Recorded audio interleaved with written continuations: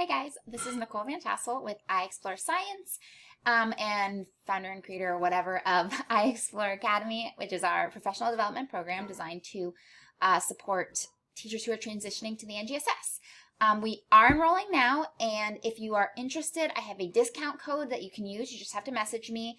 You can use that before March 31st. And lastly, we highly recommend that you ask your district to fund your program because it is professional development, and I totally believe it's their responsibility to do that. Okay, so today we're going to be looking at exploration in the virtual classroom. Oh, side note, like many of you, pretty much all of you, likely, I'm working from home, so my kids are upstairs, so they are supervised, but you may hear screaming or periodically I'm hearing pots banging, very cliche. But anyway, I just wanted to, if you hear anything funny, it's coming from them. Okay, so we are looking at exploration in the virtual classroom. Now, this is actually from a workshop that I did last week supporting discovery and exploration in the virtual classroom. It is part of I Explore Academy. Some of you may have attended it. So if you have attended, this is going to be a review. But if you didn't, I chose basically my top 3 activities that I really love to use that work well in virtual settings, but that also allow for student exploration and discovery. So I truly believe that whether you are providing like mandated instruction for your students right now, or you're just, supposed to be giving them optional things to do, we don't want to just, rely on kind of the boring texts or videos and question and answer and all of that can sometimes happen when you're just like, I don't know what else to do. So I really think that we should still be striving for that 3-dimensional instruction and using exploration even while we're in this very unconventional setting. And that doesn't mean you kill yourself with planning. I'm just saying, let's just do our best to continue to engage our students, right? Get them excited about science, just like we do in our regular classroom. Okay, so I have 3 activities I want to share with you, and they're actually not the ones on here. It's simulations, observation stations, and then data analysis, which might not sound engaging, but it is. Okay, so we're going to start with simulations. I'm going to hop over to my simulation page. Oops, there. Okay, so simulations are awesome strategies to incorporate exploration. However, I want to be clear what kind of simulations we're looking for. If you Google simulation or you find different simulations, there's student-driven simulations, and then there are simulations that are kind of just amped up texts. They are text in disguise almost. I think that's what I call them in the actual original workshop. So the text in disguise simulations are basically, they use computer features, like they are using, students have to click, maybe students have to drag things, but when you take a closer look, they're still explaining all of the content, and there's really no student agency in the activity. So if all students are have to drag the same thing in the correct order, that is kind of just a text on steroids or a text in disguise type of simulation. If students have to just click on different components and then it tells them information about that, that is, again, a text in disguise. That's not to say that there's not a place for those. There's a really cool one by the USGS on the water cycle, and there's a bazillion different components, and students can click on different components and learn about how water is moving through that cycle. And I think that's awesome. However, that's not an exploration, and it's not going to promote discovery. That is something I would want to follow up an exploration with. I would want to ask students to maybe look at that later, because again, it could reiterate the information, it could be an opportunity for practice, it could be an opportunity to provide additional details, but it's not promoting student thinking and connection making and sense making in the same way that a true simulation that we're aiming for is an exploration simulation. So an exploration simulation is going to basically result, if students do things, they can impact the results. So that means that students, if they manipulate certain components, they can end up with different results. If they manipulate a component this way, they end up with this outcome. If they manipulate it this way, they end up with a different outcome. And there's a broad range of these simulations. There's very simple ones. There's a very simple PBS one that is, again, very basic. It borders on not exploration. However, students can manipulate. Okay, so basically students can click on different parts of a room, and their goal is to figure out how to make carbon dioxide move through the room and oxygen move through the room. So they click on different components and they can figure out what is going to release carbon dioxide and what releases oxygen, like photosynthesis and stuff. So students have to find the right combination of like clicking to release those gases, and then they can see how it's like actually a cycle and where those gases are moving through the cycle, photosynthesis and respiration. So there's that element of exploration because they do have to kind of figure out which components are working together here to, cause photosynthesis to happen. And it doesn't use the word photosynthesis. Well, it's titled that, but it doesn't explain that to students initially, or respiration. So that's like a very simple simulation. There's also simulations that are very complex, like the University of something has these NET logo, and I have them on the next slide actually. NET logo, Northwestern University.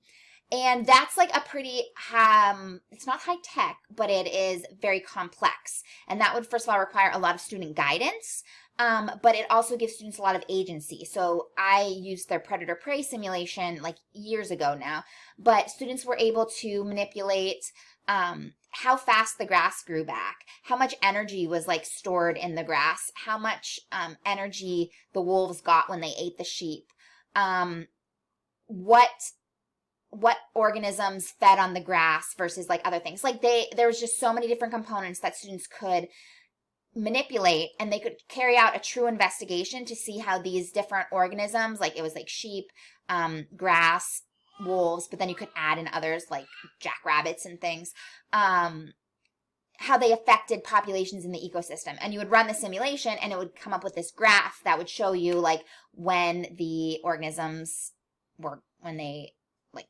if they ate all the grass, and then obviously then all the sheep died because they had no grass, then all the wolves died and everything died. But anyway, so that's a very complex simulation. So that is another type of simulation you can do. It's very complex. That, again, requires a lot of student guidance. So they run the gamut, and there's different types of simulations, but these are great ways to engage your students in planning and carrying out investigations when you can't necessarily have an actual hands-on lab. And they're also a great way to engage your students in analyzing and interpreting data, because they can use the data from their simulation to discover the concept. And you can even use this as just very basic, like making connections. There's some Phat Labs. Actually, I'll show you down here. I use the Phat Lab on its light wave interference, but I'm using just the basic, I'm going to show you my waves right here. And basically, I guide students through using this. So this is it's heavier on the teacher directed side, in the sense that I'm asking them to manipulate certain factors and then record observations about those factors. However, the connection making and the meaning making is still left to students. So my goal is for students to understand like the properties of waves and how they affect how light is perceived. So they're manipulating frequency, they're manipulating amplitude. They do it first with like water waves, and then they do it with light waves, so they can understand that this is a characteristic of waves. It's just perceived differently when it's like water waves versus light waves. But anyway, so I'm guiding students through that activity, and they are making the connections. On the other hand, there is like activities where you can have them design their own investigation. So this is, I used, Khan Academy has Earth's tilt and solar energy, and they basically are, they're developing their own investigation. This is actually the adapted version where I give them the information, the data tables here. The original version, it asks students to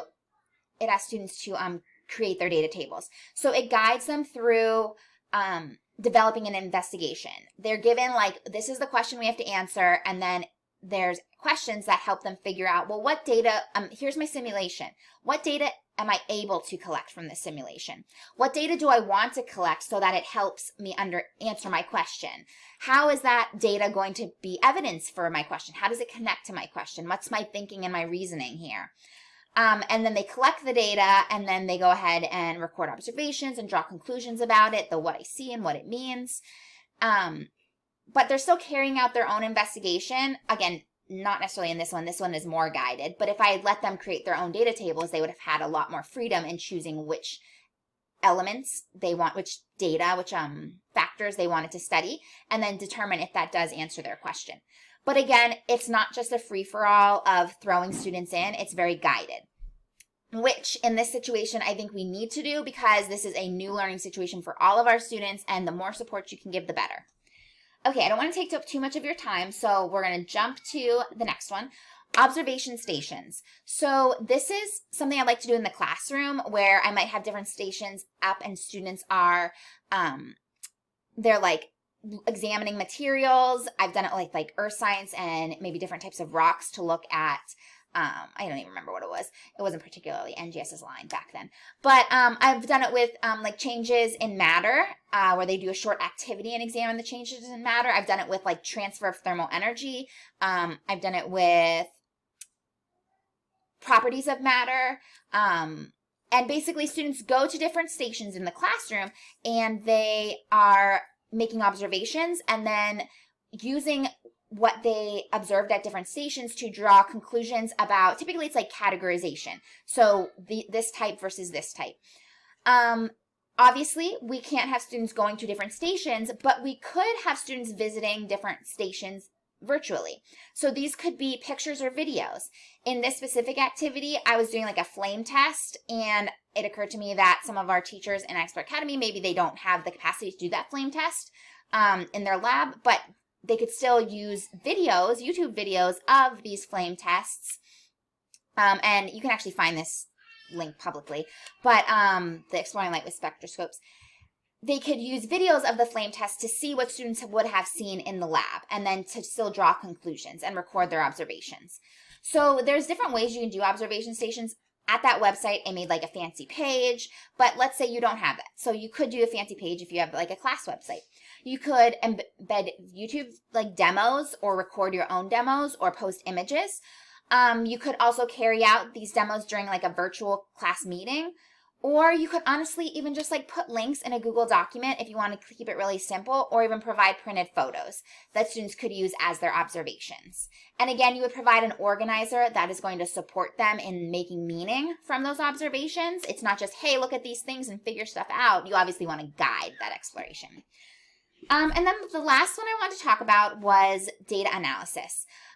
This is a really great thing if you have technology or if you don't have technology. So if you do have technology, I would highly recommend having students actually collect the data, because they can go like collect, and again, you would guide it, like give them the resources where to find the data, but then they could use Google tools to manipulate it or analyze it on their own. But alternatively, you could also just give them the data, again, have them analyze it with like spreadsheets or even just paper pencil kind of thing. Data analysis is a great way to help students see the connections between things without telling them those connections. If you have questions about data analysis, one of the strategies I really love to use is what I see, what it means, and I will link to that in the comments when we're done here. It's a free resource that I have, but it basically guides students through like looking at data and seeing like the observations, literally just what they see, and then the next step in like, so the patterns they see or the points that stick out to them, the outliers, whatever it is, and then making meaning from that. But it's you really can guide students to discover a whole lot when you use data analysis, and it can actually be very engaging if you're choosing something that's like surprising. So if you have students looking at like pictures of glaciers moving or ice sheets in the Arctic, those are really great ways. Like they're visual and they're very impactful to students. So I really like data analysis for that. Okay, I wanted to keep this under 15 minutes to keep everybody, just to be respectful of your time. So if you have questions, please post them below. If you are, I will post those resources, and anything else I can do, just let me know, reach out. I will chat with you guys later. Have a good one.